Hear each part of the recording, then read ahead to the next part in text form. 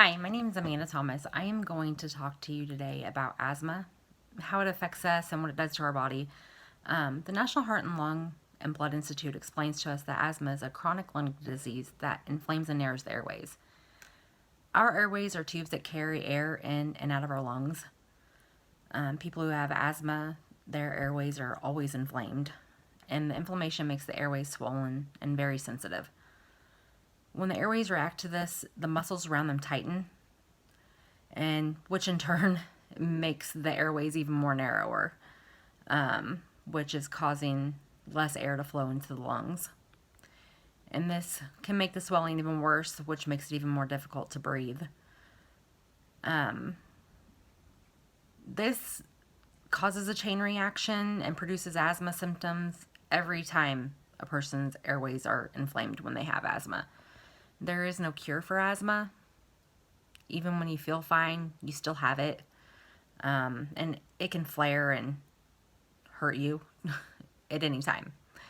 The information that I received from the Mayo Clinic, it does explain that the asthma symptoms are periods of wheezing, chest tightness, along with coughing and shortness of breath. You can have trouble sleeping because of this, because you can't breathe or you start coughing whenever you lay down, and then the wheezing on top of it. Some people have infrequent attacks of asthma, so it doesn't really bother them all the time. But then there are others who have it all the time and just walk around where they can't breathe. The ones that don't have symptoms all the time can sometimes provoke these symptoms by exercising or walking or carrying groceries in or doing anything that would provoke them to breathe heavier. There are many things that can trigger asthma symptoms. That can be exposure to some irritants and substances.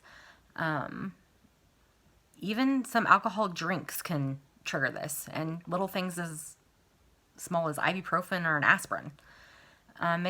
We are told that asthma affects about 25 million people in the United States, and 7 million of those people are children. They think that this is because children, whenever their immunity is developing, that they are exposed to some form of irritant that doesn't help and causes them difficulty breathing. There are a lot of treatment plans for asthma. Most of them include some form of steroid or inhaler, such as like Flovent, and then